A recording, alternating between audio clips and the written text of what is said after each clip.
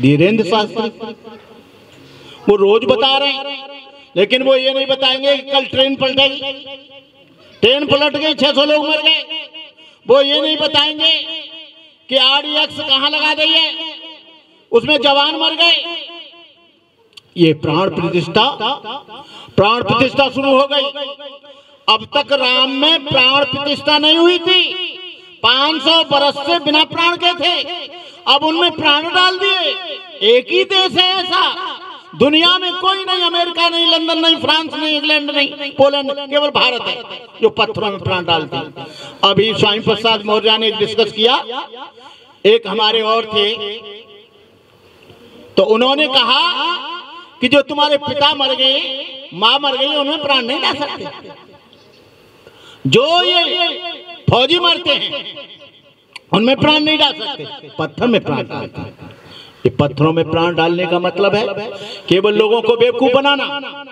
और इसमें 3 बैकवर्ड के लोग मरे बाबरी मस्जिद को तोड़ने के बाद। मैं आपको बता रहा हूं, उसमें एक भी बैकवर्ड के आदमी को वहां के ट्रस्ट में नहीं रखा, ठाकुर को भी नहीं रखा। एक बनिया है और 8 ब्राह्मण हैं। ये इनकी ऐसी प्राण प्रतिष्ठा। तुम काय के लिए हो? लड्डू चढ़ाओ, 56 फोड़ के भोग लाओ, इनको कपड़े पहनाओ भगवानों को। इसलिए बाबा साहब डॉक्टर अम्बेडकर ने हम लोगों को 22 प्रतिज्ञाएं दी। 22 प्रतिज्ञाओं को, आप बैठिए भाई, अभी हम दे रहे हैं, ज्यादा देर नहीं कर रहे हैं, फिर आपका गाना सुनेंगे। इसलिए बहनों, मैं आपसे एक बात और कहूंगा, शिक्षा चली गई तो ज्ञान चला गया, बुद्धि चली गई, और ज्ञान और बुद्धि चली गई तो धन तो अपने आप चला जाएगा, और धन चला गया तो आपका शारीरिक बल अपने चला जाएगा। ये 3 शक्तियां सबसे बड़ी होती हैं, और वही हमारे पास नहीं थी। डॉक्टर अम्बेडकर मानने से नहीं जाने जाएंगे, पढ़ने से जाने जाएंगे। डॉक्टर अम्बेडकर पर माला चढ़ाने से नहीं जाने जाएंगे। उनके विचारों पर जो ताला है वो जब खुलेगा जब आप पढ़ाई लिखाई और उनको समझने की कोशिश करो। एक बुद्ध है धम्मा का पाठ, एक धम्पद का, और एक अम्बेडकर जीवनी का पाठ यहाँ होते रहना चाहिए। हाँ, वो अच्छा है, वो अच्छा है। एक यही जगह ऐसी है जहाँ ऐसा होता है, और ऐसा होता है तो मुझे लगता है कि आप उस लड़ाई के लिए तैयार हो रहे हो। ये जो बाबा साहब का मिशन है, ये झाड़ फूक का मिशन नहीं है, गंडा तावीज का नहीं है, याचनाओं प्रार्थनाओं का नहीं है। तुम्हें बुद्ध से कुछ भी नहीं मिलेगा, अंबेडकर तुम्हें कुछ भी घर देने नहीं आएंगे। अंबेडकर के विचारों पर चलेंगे और बुद्ध के विचारों पर चलेंगे तो कुछ मिलेगा, याचनाओं से कुछ मिलने वाला नहीं है। बुद्ध कहते हैं किसी बात को इसलिए मत मानो कि भीड़ मान रही है, किसी बात को इसलिए मत मानो कि परंपरा से चली आ रही है, किसी बात को इसलिए मत मानो कि बहुत बड़े प्रोफेसर कह रहे हैं, किसी बात को इसलिए मत मानो कि हमारे पूर्वज कह रहे हैं, किसी बात को इसलिए मत मानो कि बुद्ध कह रहे हैं, किसी बात को इसलिए मत मानो कि भंते करुणाकर कह रहे हैं, किसी बात को इसलिए मानो कि वो बुद्धि और तरक्की कसौटी पर खरी उतरती है और वो तुम्हारे लिए भी कल्याणकारी है, दूसरे के लिए भी कल्याणकारी है, तभी वही बात सत्य है। बहनों और भाइयों, ये सब जाने का सबका रिटर्न टिकट बनाए। कोई खाट में पड़ के मरेगा, कोई काम करते करते मरेगा, कोई रोटी खा के मरेगा, कोई एसी में मरेगा, कोई धूप में मरेगा। ये मत सोचना कि तुम में से कोई बच जाएगा। बुद्ध से पूछा राजा प्रसेनजित ने, राजा प्रसेनजित कभी दर्शन करने के लिए नहीं जाता था, उसकी पत्नी हमेशा जाती थी। उसकी पत्नी ने कहा तुझे नींद नहीं आती है, तुझे तृष्णा सोने नहीं देती है, तुझे लोभ सोने नहीं देता है, तुझे क्रोध जीने नहीं देता है, तुझे मोह जाल में फंसाए है। तो उसने कहा क्या करूं? बोले यहाँ बुद्ध आए, वहां चला जा।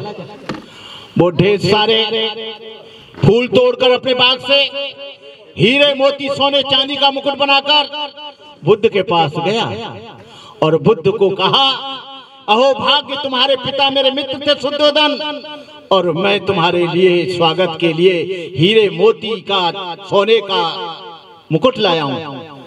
मैं आपका स्वागत करना चाहता हूं। आप मेरे क्षेत्र में आए हैं, आप भी राजा के पुत्र हो। बुद्ध ने कहा इसे तालाब में फेंक दो।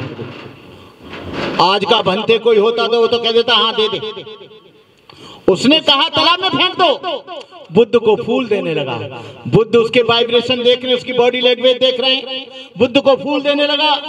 बुद्ध ने कहा इसे भी फेंक दो, फूलों को भी तालाब में फेंक दो, उसको झाड़ी में फेंक दो। राजा को बहुत गुस्सा आई। राजा ने कहा बुद्ध तुझे और क्या चाहिए? मेरे पास हाथी घोड़ा सोना चांदी भंडार बड़े बड़े महल बड़े बड़े बाग हैं।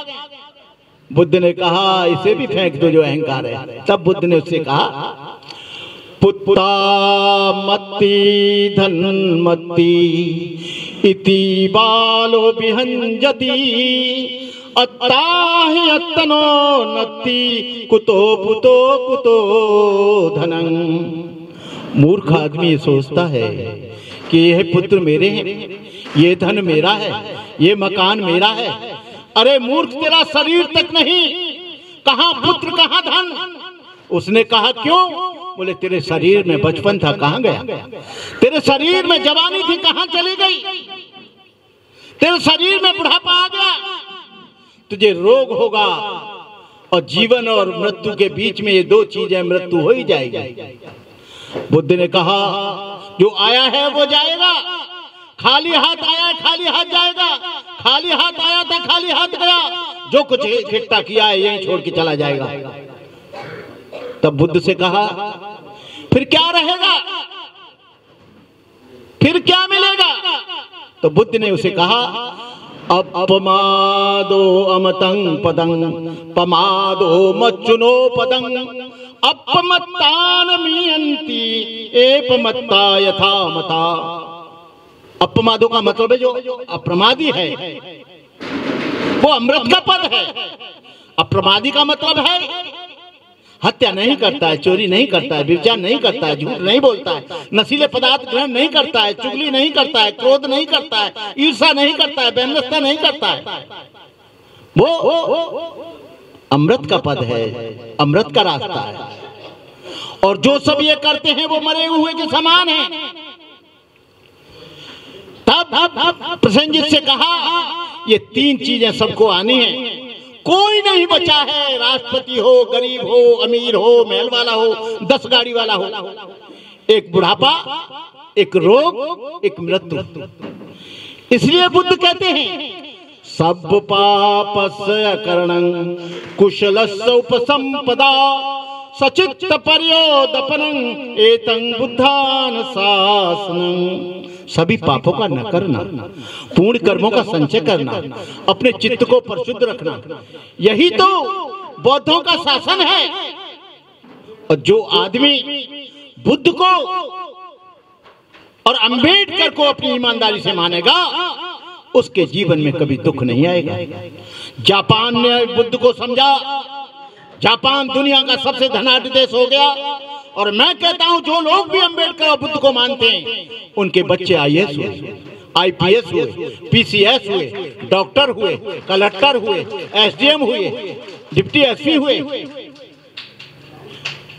आज सबसे ज्यादा भारत में करोड़पति की संख्या महाराष्ट्र में है। आप देख लेना गूगल पर उठाकर। क्यों? वो किसी अंधविश्वास में नहीं पड़े, उन्होंने भाग्य भगवान के नाम पर अपना शोषण नहीं कराया। 3 शक्तियां आपकी आज से 100 साल पहले लूट ली गई थी। 3 शक्तियां कौन सी? बुद्धिबल। बुद्धिबल कैसे मिलेगा? शिक्षा से। धनबल, धन कब मिलेगा? जब रोजगार होगा। और बाहुबल, बाहुबल कब मिलेगा? जब आप पैसा होगा, ड्राई फ्रूट खाओगे, बादाम खाओगे, छुआरे खाओगे। अब दिख रहा है ना मेरा समाज कितना स्वस्थ दिख रहा है, सब मोटे ताज हैं, ये सब खाते पीते दिख रहे हैं। एक भी इसमें सूखा, ठिठुरा, काला, कबूला या लंगड़ा, लूला या लीन एंड थीन नहीं दिख रहा। और कपड़े ओहो क्या गजब, कोई 6,000 का कोट, कोई 8,000 का कोट, कोई 10,000 का कोट, ये बाबा साहब डॉक्टर अम्बेडकर की देन है। और बाबा साहब डॉक्टर अम्बेडकर नहीं होते तो आप ऐसे नहीं होते। मेरा लास्ट में यही कहना है कि रमाबाई बहन के इस जन्मोत्सव के उपलक्ष्य में एक रमाबाई एक डॉक्टर अम्बेडकर पैदा करे। रमाबाई ने डॉक्टर अम्बेडकर को अपना सर्वस्व न्यौछावर कर दिया था। उस महिला को देखो जो आदमी 10-10, 15-15 साल तक विदेश में पढ़ रहा है और वो महिला अपने 5 बच्चों को लेकर अकेली रह रही है, जिसमें से 4 बच्चे मर जाते हैं। केवल अकेला यशवंतराव रह जाता है।